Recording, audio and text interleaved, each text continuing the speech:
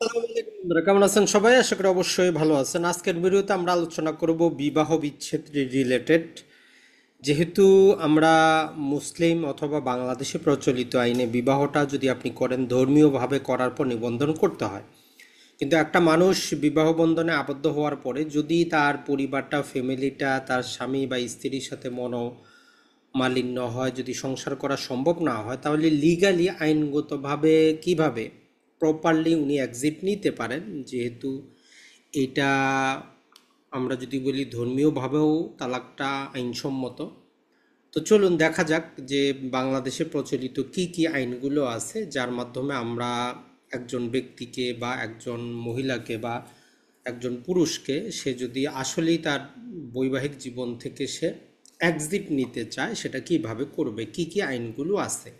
তো ভিডিওটা মূলত হচ্ছে, আমাদের মূল টার্গেটটা হচ্ছে বাংলাদেশের প্রচলিত আইনগুলো তুলে ধরা, তালাক রিলেটেড কোন আইনগুলো আছে। তো দেখেন, তালাক রিলেটেড যেহেতু আমরা বাংলাদেশি মুসলিম, তো এই জন্য আমাদের উপর মুসলিম শরিয়া আইন 1937 প্রযোজ্য। সেখানে বলে যে মুসলিমদের কিছু জিনিস তাদের পারিবারিক আইন দ্বারা পরিচালিত হবে। সেক্ষেত্রে বিবাহ, তালাক, উত্তরাধিকার, ভরণপোষণ, এই রিলেটেড জিনিসগুলো কিন্তু সেখানে আছে। তার মানে বিবাহ রিলেটেড এই আমাদের শরিয়া আইন প্রযোজ্য হবে। পাশাপাশি কিছু আবার রাষ্ট্রীয় আইন করা হয়েছে বিবাহটাকে নিবন্ধন করার ক্ষেত্রে। এই জন্য মুসলিম পারিবারিক অধ্যাদেশ 1961টা আমাদের জন্য গুরুত্বপূর্ণ। এই পারিবারিক অধ্যাদেশের বিধিমালা আছে, এটাও কিছুটা গুরুত্বপূর্ণ।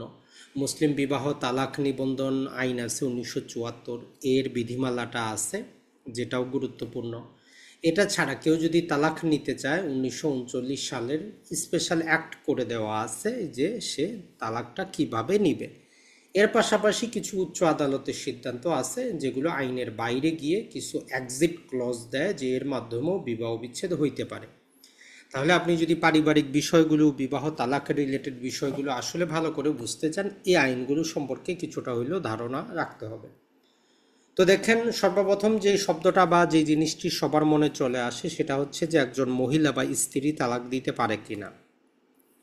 তো আমরা যদি বলি, আসলে মুসলিম আইনে সরাসরি স্ত্রীকে তালাক দেওয়ার কোনো ক্ষমতা প্রদান করা হয় নাই। এক শব্দে আমরা বলতে পারি যে মুসলিম আইনে স্ত্রীর তালাক নেওয়ার কোনো ক্ষমতা নাই। এটা হচ্ছে জেনারেল নিয়ম। তবে এর কিছু এক্সেপশনও দেওয়া আছে, এটা মনে রাখবে। যেখানেই জেনারেল নিয়ম পাবেন সেখানেই আপনি এক্সেপশন পাবেন। তো এখানে বলতেছে তবে বিশেষ কিছু অবস্থা হতে পারে। এক নম্বর হচ্ছে যে কাবিননামাটা আমরা রেজিস্ট্রেশন করতেছি, ওই কাবিননামার 18 নম্বর কলামে যদি স্বামী যদি তালাকের ক্ষমতাটা স্ত্রীকে দিয়ে দেয়, এক্ষেত্রে বলা হয় তালাকে তৌফিজ, তাহলে স্ত্রী সেই 18 নম্বর কলামের ক্ষমতা প্রয়োগ করে যে কোনো সময় তালাক দিতে পারে। এটা ছাড়া আমরা যে 1939 সালে আইনটা পড়লাম, ওই আইনের অধীনে আদালতে গিয়ে মামলা দায়ের করতে পারে, অথবা স্বামীর সাথে আপোষ করে দুইজনে স্বেচ্ছায় খোলা বিচ্ছেদ করতে পারে, যে উভয়জনে কারো কোনো আপত্তি নেই। তো সেক্ষেত্রে সেটাও স্বামীকেই তালাকটা দিতে হয়, স্বামীকেই বিচ্ছেদের ঘোষণা দিতে হয়, তবে দুইজনের পারস্পরিক সম্মতিতে। এই হচ্ছে মুসলিম মহিলার বিবাহের এক্সিট। তাহলে সরাসরি কোনো সুযোগ নাই। কাবিননামায় যদি সুযোগটা নিয়ে থাকেন তবে প্রয়োগ করতে পারেন। খোলা তালাক নিতে গেলে স্বামীর সাথে আপোষ করতে হবে, দুইজনে এগ্রি হয়ে স্বামী তখন ওই তালাকের ক্ষমতা প্রয়োগ করে তালাক দিবে। অথবা মুসলিম পারিবারিক, যে মুসলিম বিবাহ বিচ্ছেদ আইন 1939 সালের অধীনে মামলা দায়ের করে, সেখানে বিভিন্ন গ্রাউন্ড দেওয়া আছে, ওই গ্রাউন্ডে মামলা দায়ের করে বিচ্ছেদ নেওয়া যেতে পারে। আপনি বিচ্ছেদ যেইভাবেই নেন, 3 মাসে যে একটা নোটিশ পিরিয়ড আদালতের মাধ্যমে নিলেও ওই নোটিশ পিরিয়ড আপনাকে অপেক্ষা করতে হবে, নোটিশটা দিতে হবে। আপনি খোলা তালাক নিলেও নোটিশটা দিতে হবে, 3 মাস অপেক্ষা করতে হবে। এটা ধর্মীয়ভাবেও এটা প্রযোজ্য এবং রাষ্ট্রীয়ভাবেও প্রযোজ্য। এইটা মূল কথা। তার মানে তালাকের নোটিশ দিতে হবে যাতে স্বামী বা স্ত্রী জানতে পারে যে তার স্ত্রী বা তার স্বামী তাকে তালাক দিচ্ছে, এবং এই তালাক পিরিয়ড সময় তাদের মধ্যে কোনো শারীরিক সম্পর্ক ঘটবে না, যাতে বুঝতে পারা যায় যে ওই মহিলার গর্ভে কোনো সন্তান আছে কিনা। এটা ক্লিয়ার করার জন্যই 3 তহুরের যে অপশনটা, সেটা 3 তালাকের নোটিশের মধ্যে সীমাবদ্ধ, এতটুকু মনে রাখবেন।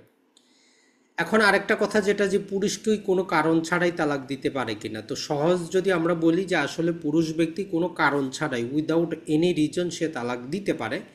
তবে যদি যেটা হয় সেটা হচ্ছে যে যদি আপনি কাবিননামার মধ্যে পুরুষের তালাক দেওয়ার ক্ষমতাটাকে খর্ব করে রাখেন, একটা অপশন কিন্তু দেওয়া আছে যে পুরুষকে তালাক দেওয়ার ক্ষমতা খর্ব করা হইল কিনা। তো ওইখানে যদি খর্ব করা থাকে তাইলে পুরুষ চাইলেই তালাকটা দিতে পারবে না। এই জিনিসটা হচ্ছে গুরুত্বপূর্ণ। এমনকি তালাক যে আপনি প্রদান করতেছেন এটার জন্য কোনো সাক্ষীরও প্রয়োজন নাই, কোনোভাবে তালাকের শব্দ আরবিতে উচ্চারণ করারও প্রয়োজন কিন্তু নাই। এই জিনিসটা একটু মনে রাখবেন। এখন যদি আমরা দেখার চেষ্টা করি সেটা হচ্ছে মুসলিম পারিবারিক অধ্যাদেশের 7 এবং 8 ধারায় কিন্তু তালাক দেওয়ার প্রক্রিয়াটা আলোচনা করা আছে, যে তালাকটা আসলে আমরা কিভাবে দিব, প্রক্রিয়াটা কি হবে। মুসলিম পারিবারিক অধ্যাদেশ 1961-র মধ্যে আমাদের এই অপশনটা দেওয়া আছে যে তালাকটা আমরা কিভাবে কি প্রক্রিয়ায় এটা দিব। তো ধারা 7 আমাদেরকে যেটা বলতেছে সেটা হচ্ছে যে কোনো ব্যক্তি তার স্ত্রীকে যদি তালাক দিতে ইচ্ছা পোষণ করে, যে কোনো প্রকারেই হোক তালাক উচ্চারণ করিবার পরে, মানে হচ্ছে সে মনে মনে হোক অবস্থার পরিপ্রেক্ষিতে হোক, সে নিজে নিজে সাক্ষীর কোনো প্রয়োজন নাই, সে আরবিতে বলারও দরকার নাই।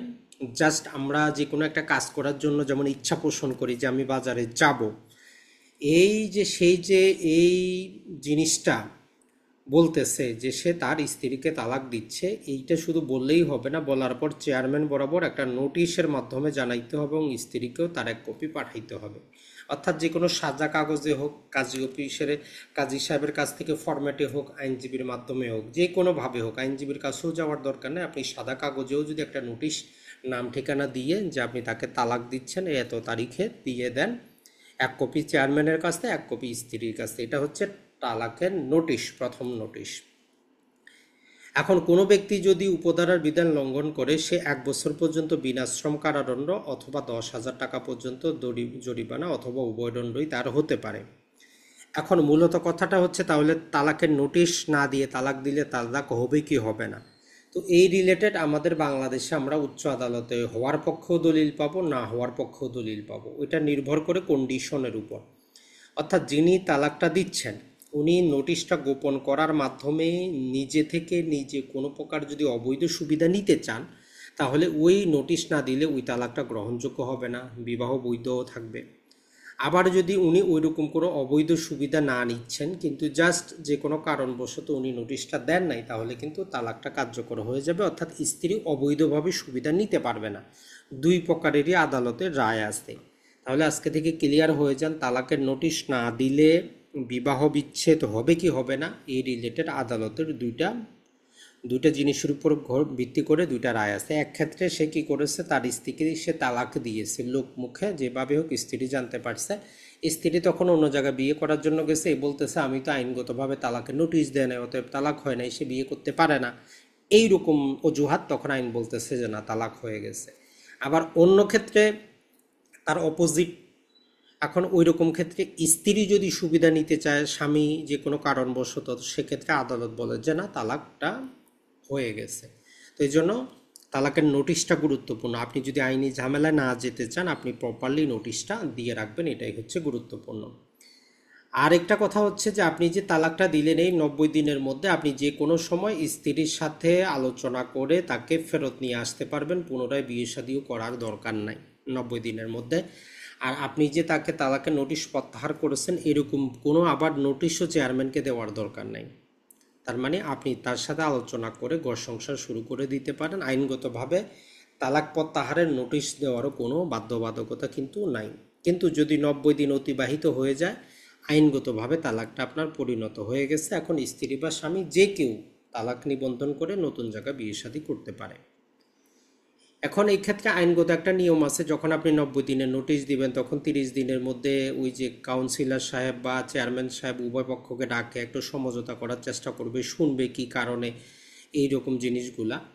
আর যদি তালাক প্রদানের সময় স্ত্রী গর্ভবতী থাকতো তাহলে আমরা এই যে 3 মাসের যে বর্ণিত মেয়াদ গর্ভকাল, এই দুইয়ের মধ্যে যা পরে শেষ হবে তা অতিবাহিত না হওয়া পর্যন্ত তালাক কার্যকর হবে না। মানে আপনার স্ত্রী 6 মাসের প্রেগনেন্ট, আপনি যদি তালাক দেন তাহলে কি হবে না, তালাকটা কার্যকর হবে না কতক্ষণ পর্যন্ত, ওই সন্তান প্রসব করা পর্যন্ত। সন্তান প্রসব হইল সেদিন থেকে 90 দিনের নোটিশ পিরিয়ড কার্যকর হবে, তারপরেই কার্যকর হবে। এই জিনিসটা মনে রাখবেন। আর যদি আমরা দেখি এই ধারা অনুসারে কার্যকরী তালাকের মাধ্যমে যে স্ত্রীর বিবাহটা ভঙ্গ হয়েছে, ওই বিবাহ ভঙ্গ তৃতীয়বারের মতো কার্যকর না হইলে তৃতীয় ব্যক্তির সহিত মধ্যবর্তীকালীন কোনো বিবাহ ব্যতীত তারা আগের স্বামীর সহিত পুনরায় সংসার করিতে কোনো বাধ্যবাধকতা নাই। মূল কথাটা হচ্ছে, আপনি যদি আপনার স্ত্রীকে 90 দিনে নোটিশ পিরিয়ড দিয়ে আপনি তালাক দেন, এরপরে আবার ওই স্ত্রীকে বিবাহ করতে চান, এইটা আইনগতভাবে আপনি তাকে বিবাহ করতে পারেন, কোনো সমস্যা নাই, হিল্লা বিয়ের কোনো দরকার নাই। এই জিনিসটা মনে রাখবেন। হিল্লা বিয়ে বাংলাদেশে একটা ব্যবসা হিসেবে পরিগণিত হয়। মূলত কথা হচ্ছে যে হিল্লা বিয়েটা মূলত হচ্ছে যে ওই স্ত্রী যদি অন্য কারোর সাথে বিবাহ বসে, সেই স্বামী মারা যায় অথবা তার থেকে তালাক পায়, তখনই আপনি আবার বিবাহ করতে পারেন, নাইলে তালাকপ্রাপ্ত স্ত্রীকে সরাসরি আর দ্বিতীয়বার বিবাহ করার সুযোগ নাই মুসলিম আইনে। কিন্তু এই আইনটা ওভাররুল করে দিয়ে বলতেছে যে আপনার যদি মনে হয় আপনি তাকে আবার সংসারে নিয়ে আসবেন, আপনি নিয়ে আসতে পারেন, কোনো সমস্যা নেই। এখন এই তালাক ব্যতীত অন্য কোনোভাবে যদি বিবাহ বিচ্ছেদ করেন, ওই রকম ক্ষেত্রেও এই ধারার যে আমরা কার্যপদ্ধতি নোটিশ দেওয়ার, এটা বাধ্যবাধকতা থাকবে, যতটুকু প্রয়োগ করা যায় প্রয়োগ করতে হবে। এখন আপনি আইনি ঝামেলা এড়াতে যে জিনিসগুলো আপনি সংগ্রহে রাখবেন, সেটা হচ্ছে যে যদি আমরা বলি তালাকের নোটিশ যেটা আপনি নিজ হাতে লেখেন, আইনজীবীর মাধ্যমে দেন বা কাজী সাহেব থেকে দেন, ওই নোটিশটা যে উনি পেয়েছে তার প্রাপ্তি স্বীকার এডি সহ যখন পাঠাবেন, একটা প্রাপ্তি স্বীকার পাবেন। আর কাবিননামাটা আপনার তুলে রাখতে হবে, কারণ কাবিননামাটা যিনি নোটিশটা পাঠাচ্ছেন অথবা যে চেয়ারম্যান সাহেবও দেখতে পারেন যে কাবিননামায় আপনাকে ক্ষমতা দেওয়া আছে কিনা, স্ত্রী হিসাবে যখন নোটিশ পাঠাবেন বা স্বামী হিসাবে পাঠাবেন আপনার অধিকার খর্ব করা আছে কিনা। তো এই জন্য আইনগতভাবে কাবিননামাটা আপনার দরকার। আর আপনি তালাক নিবন্ধন করে তার একটা কপি সংগ্রহ করে রাখবেন। এই 4টা কাগজ যদি সংগ্রহ করে রাখেন, তাইলে আপনি পুনরায় অন্য জায়গায় বিয়ে করলে পূর্বের স্বামী আপনাকে কোনোভাবে বা পূর্বের স্ত্রী কোনোভাবে আপনাকে কি করতে পারবে না, তালাক রিলেটেড কোনো মামলায় জড়াতে পারবে না। এখন এই তালাক নোটিশের কোনো নির্দিষ্ট ফরম্যাট কিন্তু নাই। এখানে যে ফরম্যাটগুলো দেখতেছেন, এগুলা জাস্ট বিভিন্ন অঞ্চলে কাজী সাহেবরা কি করেছেন, জাস্ট তৈরি করেছেন। এখানে একজন আরেকজনের নাম, তারপরে নোটিশ যে উনি কী কারণে তালাকটা দিচ্ছেন, কোনো কারণ উল্লেখ না করলেও আপনার চলবে। এরকম আপনি হাজারো নোটিশ পাবেন, স্বামী কর্তৃক স্ত্রীকে, স্ত্রী কর্তৃক স্বামীকে। এটা ছাড়া এই যে তালাকের নোটিশ দেখবেন যে আইনজীবীরা আপনাদের কাছ থেকে টাকা পয়সা নেওয়ার জন্য একটু ভালো করে তারা তৈরি করে দেয়, আপনার আঙ্গুলের স্বাক্ষর টাক্ষর নিয়ে সাক্ষী। তো এখানে সাক্ষী টাক্ষীর কোনো দরকার কিন্তু হয় না। এরপরে দেখবেন যে যদি নোটারি পাবলিকের মাধ্যমে, নর্মালি কথা হচ্ছে যে আপনি নোটারি পাবলিক করে তালাক দেওয়ার নিয়ম কিন্তু নাই, তালাকের জাস্ট আপনি নোটিশটা পাঠাবেন। তারপরেও যারা ওই যে আদালতে কি করেন, কোর্ট তালাক করেন, মানে কোর্টে বিবাহ করেন, বিবাহটা কাজী সাহেবের কাছে নিবন্ধন করেন নাই, আপনি কি করেছেন, আপনি করেছেন নোটারি পাবলিক করে বিয়ে, যেটা বিয়ে না। এখন ওইখান থেকে তালাক যদি নিতে চান, তো আইনজীবীরা বলে যে আপনি যেহেতু নোটারি করে বিয়ে করেছেন, নোটারি করে তালাক দেন। তো নর্মালি কাজী অফিসে যখন আপনি বিবাহ শাদীটা করতেছেন, তো এটার ক্ষেত্রে এই নোটারি করে তালাক দেওয়া যায় না। তারপরে অনেকেও আবার যেটা করেন, এরকম নোটারি করে ওইটাকে অ্যাজ এ নোটিশ হিসাবে পাঠিয়ে দেন। তবে মনে রাখবেন এইটা কোনো কার্যকরী পন্থা না। আপনি এরকম তৈরি করতে পারেন, এটা জাস্ট অ্যাজ এ নোটিশ হিসাবে গণ্য হবে 90 দিনের জন্য। আপনি যখন ডাকে পাঠাবেন, এরকম প্রাপ্তি স্বীকার পূরণ করে তারপরেই পাঠাবেন, যাতে যিনি আপনার নোটিশটা রিসিভ করতেছে পরবর্তীতে অস্বীকার করতে না পারে। চেয়ারম্যান সাহেবের ওইখানেও, আপনার স্ত্রীর ওইখানেও আপনি কি করবেন, এডি সহ প্রাপ্তি স্বীকার যোগে পাঠাবেন, রেজিস্ট্রি ডাক যোগে। ওইটাই আপনি কি করতে পারবেন, এই যে প্রাপ্তি স্বীকারটা দেখিয়ে কবে উনি প্রাপ্তি স্বীকার করলো, ওই ডেট থেকে, এখানে যেমন ধরেন যে 28শে জুলাই 2021, এই ডেট থেকে 90 দিন পরে আপনি আপনার তালাকটা রেজিস্ট্রেশন করতে পারবেন। এই 28শে জুলাই 2021 একটা ডেট, এই ডেট থেকে 90 দিন পরে আপনি কি করতে পারবেন, আপনার ওই কাজটা করতে পারবেন। তো এরকম আপনারা চাইলে যদি প্রেরণ করতে চান, যদি নিজ হাতে তৈরি করতে চান আইনজীবী, এরকম আপনারা কি করতে পারেন, মুসলিম পারিবারিক অধ্যাদেশ 7-এর 1 ধারা মোতাবেক তালাকের নোটিশ, সেরকম তালাকের নোটিশ আপনি দিতে পারেন। অথবা জাস্ট হাতে লিখে আপনি দিতে পারেন, আপনার নাম, স্ত্রীর নাম, তালাক কবে দিচ্ছেন, এইটুকু আপনি দিয়ে দিতে পারেন। এখানে কোনো বাধ্যবাধকতা নাই, কোনো কিছুই নেই। আর স্ত্রী কর্তৃক এই যে স্বামীকে তালাকের হলফনামা, নোটারি পাবলিক, তো মূলত কথা হচ্ছে এগুলা কোনো তালাক না, এটা মনে রাখবেন। এগুলা জাস্ট তালাকের একটা নোটিশ। আর এগুলো দিতে গেলেও দেখতে হবে যে আপনার ক্ষমতা স্ত্রীকে দেওয়া আছে কিনা। তবে বাস্তবতা হচ্ছে দেখা যায় যে স্ত্রীকে ক্ষমতা দেওয়া থাকে না, তারপরে স্ত্রী তালাকের নোটিশ পাঠান, কিছু পারিবারিক মামলা করেন, বলেন যে হয় তালাকটা মানে নাও, নাইলে আপনি কি করবো, এই মামলাগুলো চালাবো। তো এইরকমভাবেই বাংলাদেশে হয়রানি হচ্ছে। আসলে আইন ম্যাক্সিমাম ক্ষেত্রে বইয়ের মধ্যেই সীমাবদ্ধ, বাস্তবতা ভিন্ন। প্রতিদিন আদালতে হাজারো কোর্ট ম্যারেজ হচ্ছে, কোর্ট তালাক হচ্ছে। তো সরকারের উচিত প্রতিটা যেই আইন সংস্থাগুলো আছে, অ্যাডভোকেট সাহেবরা আছেন, অ্যাডভোকেটের অ্যাসোসিয়েশন আছে, এদেরকে জানানো উচিত যে আপনারা এই সমস্ত অবৈধ কাজ করবেন না। এখন তারাও করে টাকার জন্য। আর কাজী সাহেবদেরকে আসলে সরকারের উচিত কাজী পোস্টটাও একটা সরকারি পোস্ট হিসাবে করে দেওয়া, এবং যেটা হচ্ছে যেই পরিমাণ টাকা কাজী সাহেবরা ইনকাম করেন, অনেক পরিমাণ, হিউজ পরিমাণ, কিন্তু ওইটা তারা করেন, বেসরকারি চাকরি করেন, শিক্ষকতা করেন, এটাকে না করে কাজীটাকে কি করা উচিত যে একটা সরকারি চাকরি হিসাবে দেওয়া উচিত। তার কাজই হবে ওইটা, তাকে বেতন দেওয়া উচিত। আর মানুষের কাছ থেকে অবশ্যই টাকা পয়সা নিয়ে এটা অনলাইন ভিত্তিক বিবাহ এবং তালাক নিবন্ধনটা রাখা উচিত, যাতে যে কেউ ভেরিফিকেশন করতে পারে, যাচাই করতে পারে। তো বন্ধুরা, ভালো থাকবেন, সুস্থ থাকবেন। আর বিবাহ করতে কত টাকা লাগে এই রিলেটেড আইনগুলোর আপডেটের জন্য দ্বিতীয় পর্ব দেখতে থাকুন।